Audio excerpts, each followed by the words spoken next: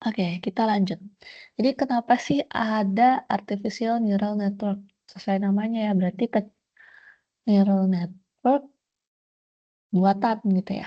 Nah, kalau buatan berarti ada aslinya dong, di mana si neuron KNN ini terinspirasi dari sistem syaraf otak pada manusia gitu ya teman-teman. Konsepnya adalah kalian silahkan lihat telapak tangan masing-masing. Telapak tangan itu kan ada jari-jari, ada telapak tangannya gitu ya. Kemudian ada tangan kalian, terus misalnya kalau kalian pakai lengan panjang berarti kan ada bajunya. Nah, perhatikan, kan ada jari-jari ya di tangan kalian tuh. Jari-jari ini kita sebut sebagai dendrit. Ini namanya dendrit. Kok ini? Dendrit. Terus ini adalah badan sel. Ini adalah inti sel. Terus ini adalah akson. Terus yang ini adalah selaput myelin ya, atau selubung myelin.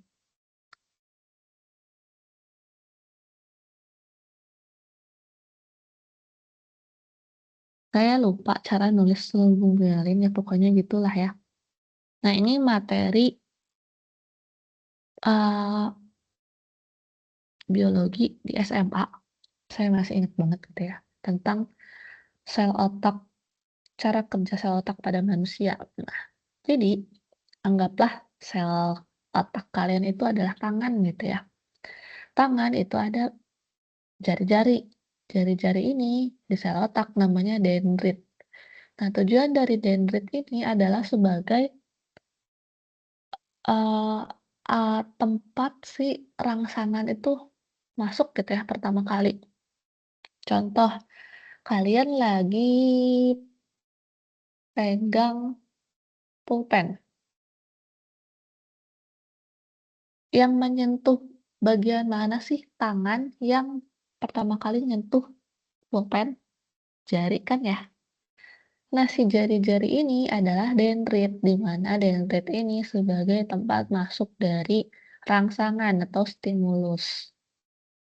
Stimulus masuknya lewat dendrit, kemudian nanti dimasukinlah si rangsangan tersebut ya, informasi dari rangsangan tersebut ke dalam badan sel, telapak tangan kalian. Badan sel adalah telapak tangan kalian.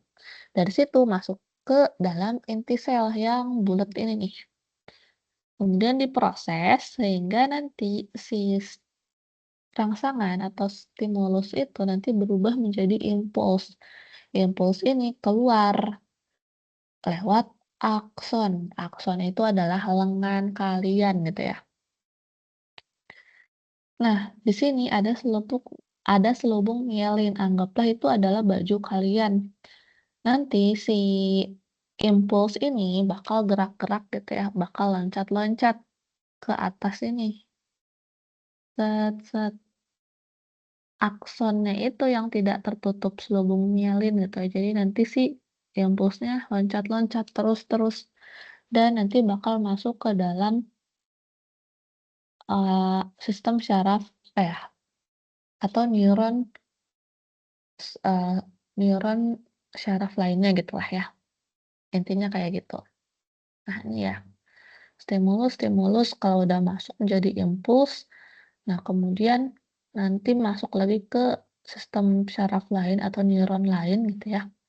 Habis itu di ujung nanti kita bakal dapat informasi nih, oh tadi tuh yang dipegang tuh pulpen gitu.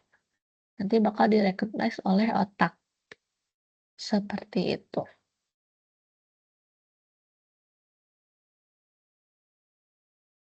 Oke, dilanjut dulu ya. Eh, nah, dari situ maka ya orang-orang jam yang penemu neuron ini terinspirasi gitu. Ya udah kalau kayak gitu kita buat aja mirip-mirip kayak gitu untuk di artificial intelligence. Nah, berarti tadi si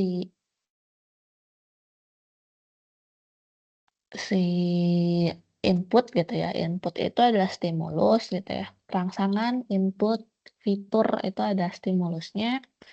Kemudian masuk nih stimulusnya lewat dendrit. Berarti nanti di dendrit itu ada perkalian antara bobot terhadap fitur. Terus masuk ke dalam badan sel. Di badan sel ini kita hitung semuanya. Perkalian bobot dengan fitur dijumlahin, dikali-kaliin terus dijumlahin dan ditambah dengan bias. Nah, habis itu, ya udah kalau kayak gitu, kan ini masih termasuk linear regression ya. Gimana caranya supaya lebih representatif gitu untuk itu, maka kita butuh si aktivasi itu ya, representatif supaya nilainya lebih ada range-nya gitu. Maka kita butuh fungsi aktivasi. Maka output-nya adalah si impuls tadi lewat akson. Seperti itu. Oke, nanti kita lanjut ya.